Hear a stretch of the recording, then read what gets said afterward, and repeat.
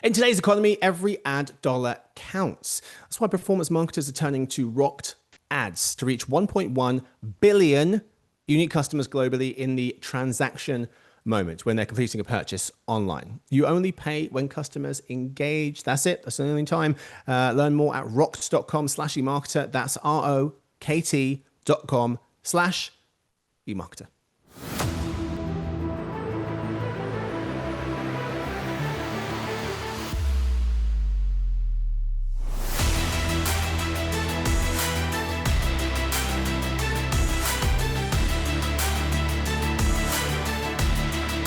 Welcome, everyone, to In the Game, an eMarketer sports marketing podcast made possible by Rokt.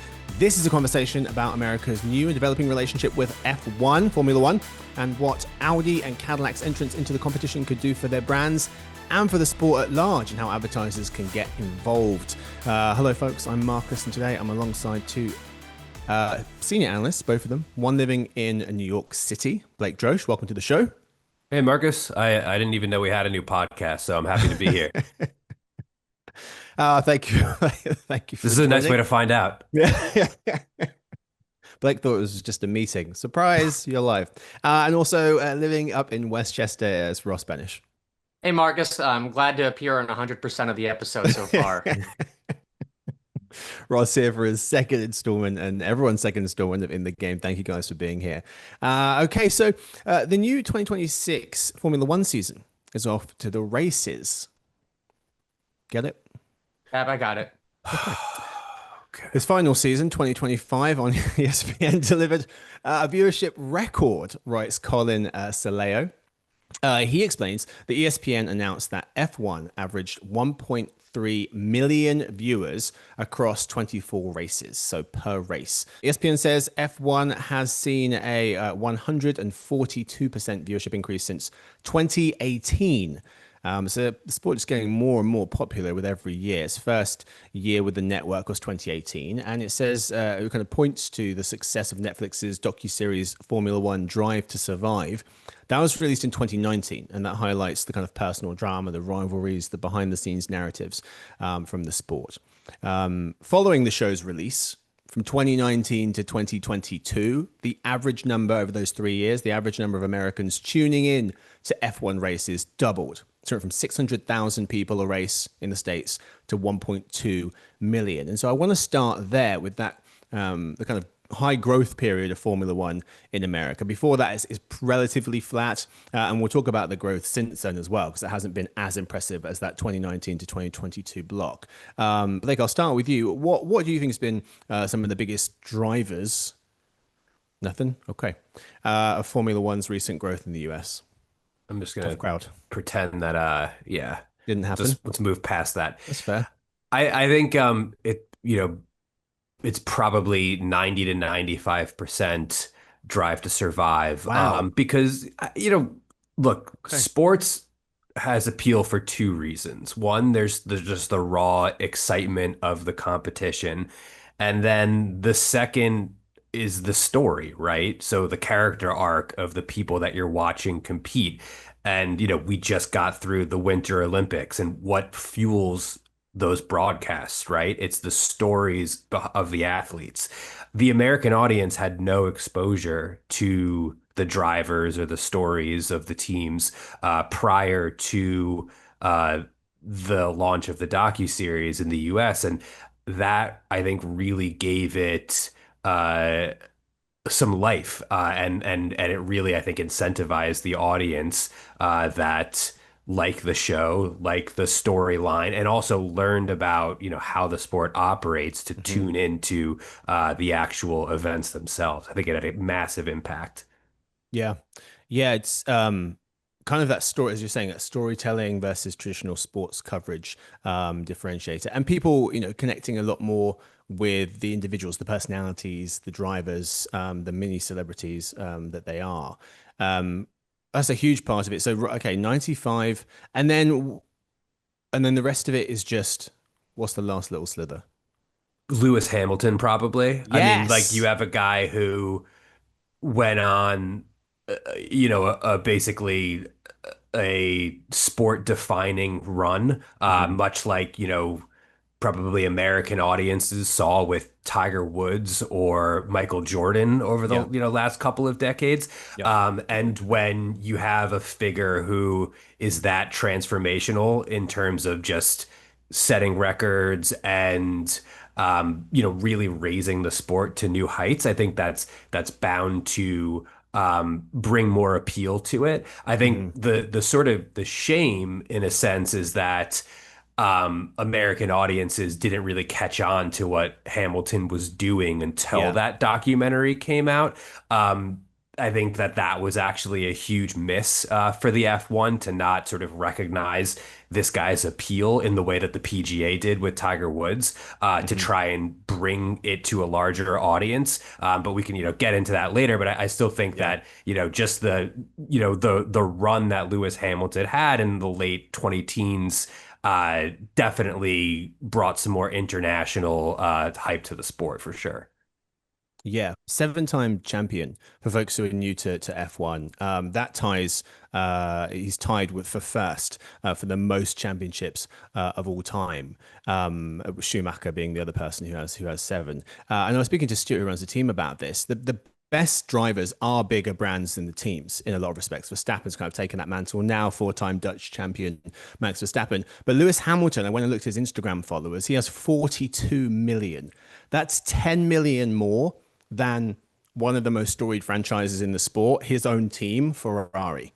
And by comparison, if you look at US sports, Luka Doncic, who's one of the five best, most recognizable kind of faces of the league in the NBA, 10 million Instagram followers. The team he plays for, the Lakers, one of the most storied franchises in the sport, 25. So over double what he has. So these drivers really are. And there was a really great quote from Derek Chang. Liberty Media owns the F1. They bought them in 2017. It's an American media company. Chief executive Derek Chang said, "People may barely watch the race, but they do want to know what Lewis Hamilton had for dinner," which I think is very true. Ross, where do you see most of this growth coming from that period specifically? Well, yeah, so a lot of it is the like the shoulder content. You mentioned the series. Blake mentioned the series. There's also the more recent movie. So there's been a lot of programming that isn't the actual Hmm. live races, but that Yeah. is F1 themed, that has helped popularize it and bring more people in. And then with Lewis Hamilton, it's not just that he's so good at racing. He's such a celebrity, and like the number of celebrities that he's dated has also kept F1 in the general populace. Like I think a lot of people are probably aware of it more so now, just because like his romances. People who aren't necessarily sports Yeah. fans get exposed to it that way. Hmm. Yeah, dated Nicole Scherzinger, a singer for the Pussycat Dolls, and a lot of other people. There's a lot of celebrity partners who are featured during the race. They're in the pits, and so it does. And there's a lot of celebrities at the events as well. Different folks who hang out with the teams in the pit lane and kind of cheer them on from their respective pit lanes, or sometimes luxury suites. I think another, you mentioned the F1 movie Apple has as well. So that Brad Pitt in that was also a big driver. So I think that's a good one, helping some of those casual fans get into the sport. I think the other part of this is the US races expansion. So they had Austin, but they added in recent years Miami and Las Vegas. And the US races get double the number of American viewers as the other international races. Miami actually gets 3.1 million. As I said before, the normal numbers are closer to 1.2, Well, it 1.1, helps being 1.2. awake. Yes, exactly. The time zone. If you're six time zones away, people are like, "Hey, I'm working or I'm sleeping," depending on Yes. where they live. I watched the Australian Grand Prix, the first one of the year. It just happened at 10 p.m. on Saturday because it was starting at lunchtime in Australia on the Sunday. So it does definitely have to sync it up. It's a very, very international sport. So let's move to that's 2019 to kind of 2022. If you look at the numbers from then, ESPN shows that their figures from 2022 to 2025, it went from 1.2 to 1.3 million. So it did go up, but not nearly by as much. And actually 2023 and 2024, the two in between years, dipped a little bit. So it goes 2022, 1.2, 1.1, 1.1, 1.3. So it is a record year they had last year in terms of average viewership of a race in the US. But I asked Ross and Blake to take two different angles here, two different sides of the debate. And we're going to start with Ross. He's going to be arguing that Formula One is breaking through in the US. Blake's going to argue that no, it's just in kind of a temporary hype cycle because of things like Drive to Survive. But Ross, why, if you were the lawyer for the case of is breaking through in America, what do you think you'd be presenting to the court? Well, so even though growth may have slowed down, it hasn't reversed itself. It's still at record levels in the US, which may be coming from a small base, but it isn't retreating. And in general, motorsports in the US have had trouble reaching like a national audience. Like NASCAR is very southern and very popular there, but not so much like in northern states. Monster Jam, motocross, things like that are a little niche from like a TV advertiser perspective. But F1 I think is doing as well as reasonably can be expected for an international thing transported to the US. Mm-hmm. Yeah, it is it's breaking a bunch of records. ESPN said 16 of the 24 races, so they raced 24 times throughout the year. 16 of them in 2025 set event viewership records in the US, and with close to, if you totaled up all the people who watched a single race throughout the year, 30 million Americans watched at least one race. And those races as well, Ross, they're becoming even more engaging. I was speaking to Stuart, who runs the team, about this, and he was making this point because he has an iPhone and he also has Apple TV Plus. And he was saying that it's a more engaging experience because Apple TV lets viewers switch between, I think it's close to 30 different live feeds. You get the main broadcast, the driver onboard cameras, the pit lane, etc., etc.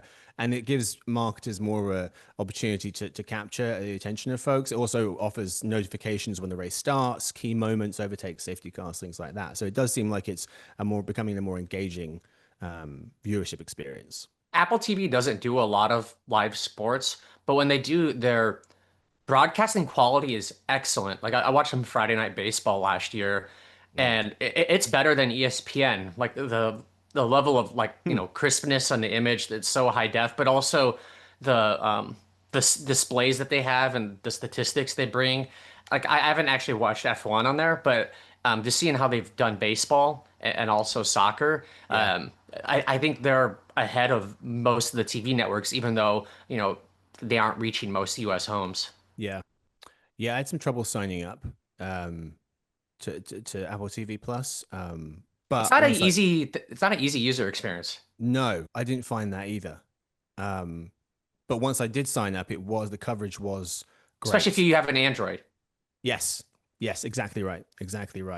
And then I think another big part of this as well, we're talking about Apple TV and what they're able to do, what they're able to inject into the sport. They've got a partnership this year. And so Apple TV Plus, it's not one of the most popular streaming services, but Netflix is, and they're collaborating with Netflix on coverage this year. So Netflix's Drive to Survive Season 8 will be on both platforms, Netflix and Apple TV Plus. And Apple TV Plus, which has the rights to the F1, will give Netflix the Canadian Grand Prix in May, and it will be available on both platforms. So I think that could also give it a bit of a lift.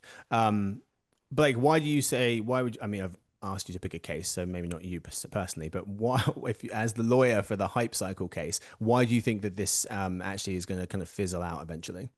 Yeah, I think it's really because I don't think I don't think that the viewership will drop drastically. I think that the fans that they've accumulated through Drive to Survive will be sticky to a degree in the US. I think that they're going to have a hard time continuing to grow the audience without that vehicle. I don't necessarily think that the Apple partnership is necessarily going to be this Trojan horse that maybe F1 hopes it will be to getting onto American screens. I think to Ross's point, Apple TV has great broadcast quality, but it doesn't have the subscription size, the subscription base that would be really necessary, I think, to really have it be the sole promoter of the events. I Mhm. also think it's something that Ross alluded to before is that, the timing of these events is just not really conducive to growing an American audience. A lot of these races take place early Sunday morning or sort of mid-morning Sundays. Mhm. And I think that's just not really a great time for an American audience, particularly when, most of the year, or at least, 20 to 25 weeks out of the year, Sundays are really dedicated to American football. Yes. I think it's going to be really hard to compete with that. I also think that, F1 is this interesting sport where it has this sort of adoption curve, where it's very exciting to watch a few clips of a race, particularly the end of the race. And I think that Drive to Survive had done a great job of really focusing in on that excitement.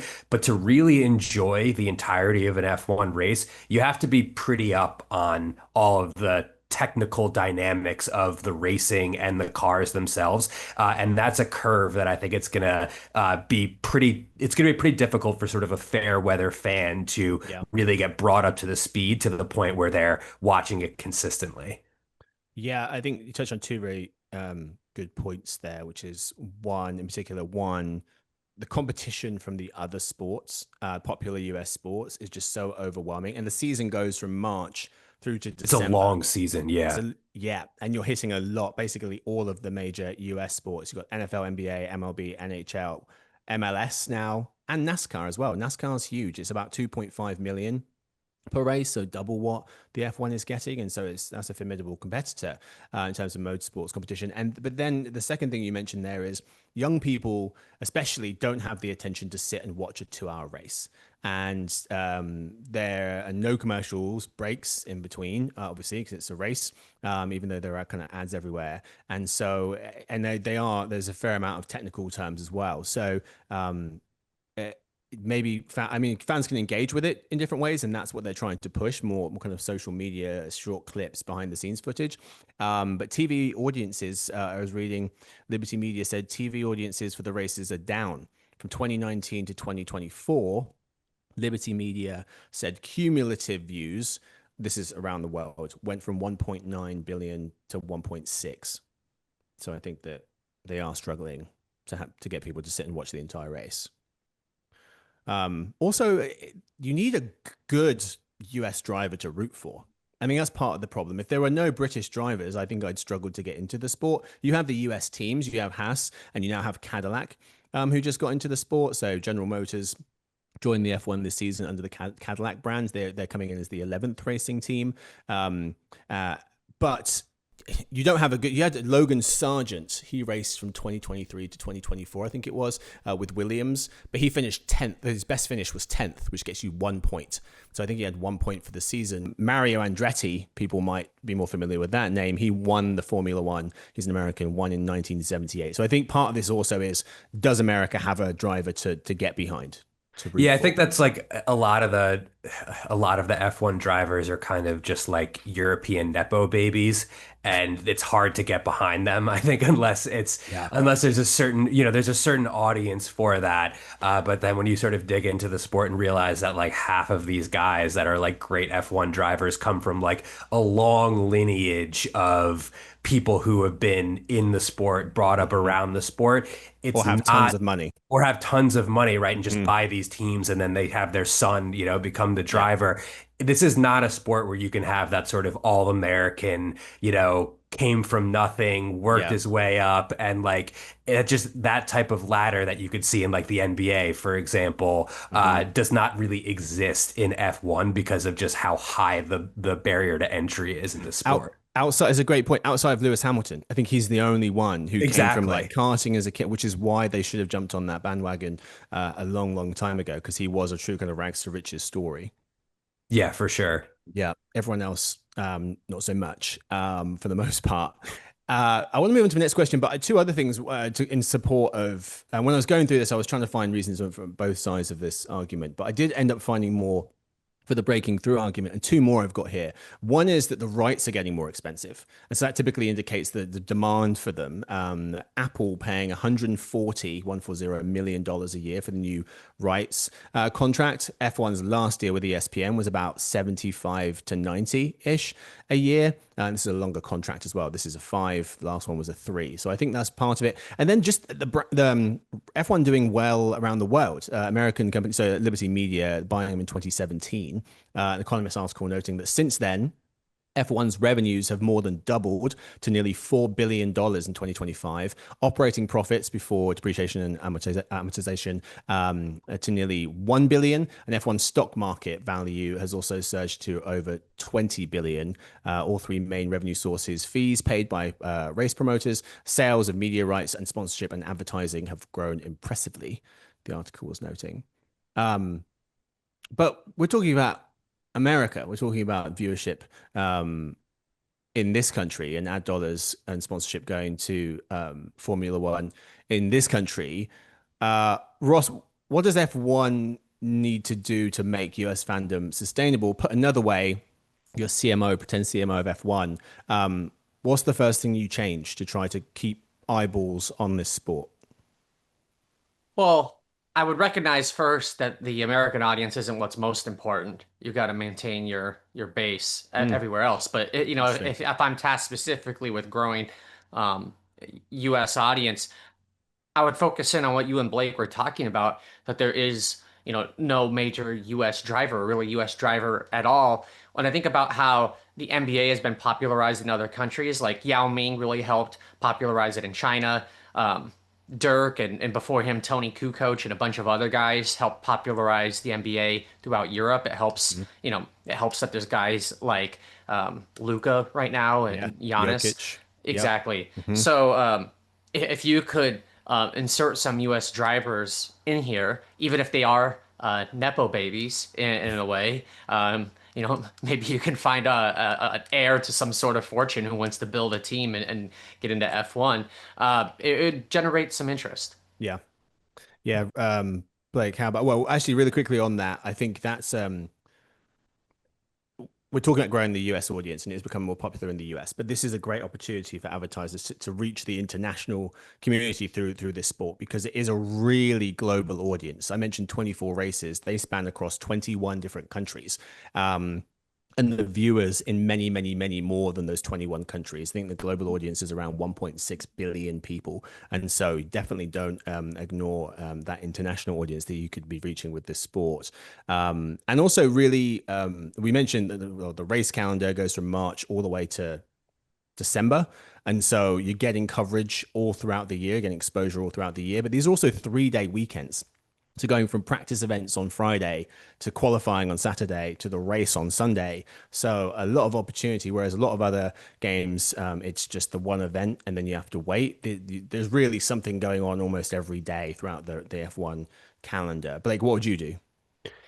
I think, and I'm sorry, I'm not going to like fully answer your question here. I would be skeptical around really trying to scale the US audience and instead focus on the value of the existing US audience and really just sort of cater to that niche as much as possible for a couple of reasons. One thing that Ross said that I think really stands out is like F1 is a European sport, and I think that if the F1 really tries hard to Americanize it, it will be off-putting. And there has been sort of some pushback against the, push to expand the number of races that they have in the US and sort of American, catering to an American audience with the sort of core audience. You definitely don't want to isolate the growth that they've had in the US. And this, I don't have any stats to back this up, but I would imagine is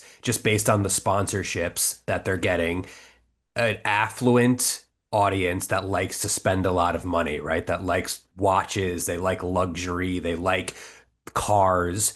And that is something that is not necessarily going to, if as you grow the sport, it could potentially like water down like the higher value of that audience. So, and I also think that the American audience that sort of has come around to it is sort of more akin to its existing European audience than it would be if you sort of try to expand the tent in the US. I think it's going to become necessary that the ethos of the sport sort of changes in order to bring in a wider US audience. I would be skeptical of that. And I think, just to look at like the PGA, for example, Marcus, as you know, I'm a big golf fan. They've been trying for years to grow the sport, It's very similar to the way that F1 is looking at it, right? And because it's a similar format, you've got, frequent tournaments, but only a few that really get a high amount of interest from the general public. And that's why, with the Live League, they've tried to make it way more applicable to a general audience, make it fun, make it exciting. That's not what the golf fan wants. And that's why the Live League is struggling, right? So with F1, you kind of potentially have a similar predicament where if you try to, make a big tent, you're going to lose that core audience, and that core audience is already really valuable. Yeah. Yeah, it's a really good take. And it kind of ties back into where the sport is at the moment from an advertising perspective. I went back and looked at kind of how F1 got into sponsorships, kind of the history of it. The first race, 1950. In Silverstone in the UK, teams raced, they had national racing colors back then. So there were no kind of sponsors. Then in the late 60s, tobacco companies, Gold Leaf, Marlboro, Camel started to sponsor teams, in part because the cigarette industry was facing pressure from advertising restrictions on TV. So they were like, we'll advertise on cars. But the European Union Tobacco Advertising Directive effectively removed tobacco sponsorship from Formula One by 2006. So then here come the energy companies, Shell, financial services, Santander, tech companies, Vodafone. This is a phone carrier in the UK. Then F1 repositioned itself as a premium global marketing platform in kind of the 2010s. Enter Rolex, Emirates, etc. And sponsorships pivoted to these experiential events, these hospitality suites, VIP race experiences. So that's kind of where they are now. It is it's affluent audience, premium branding opportunity, sponsorship opportunities. So I like that. Maybe you don't have to grow it to 10 million people a race. Maybe you just continue to grow it slowly and focus on the audience that you have. All right, gents. Well, that's where we leave the conversation for today. Thank you so much for hanging out with me today for the second installment of In the Game. Thank you first to Ross. Thanks, Marcus. Yes, indeed. And of course to Blake. You're welcome. Now that I know this podcast exists, maybe I'll come back again sometime. I'll see you every month till eternity. Thank you so much to the production crew. Lance helping us out with this one, and Stuart who runs the team as well. Many thanks to them. And of course, thanks to everyone for listening into In the Game, an eMarketer sports marketing podcast made possible by Rokt. Hope to see you in next month's episode of the show.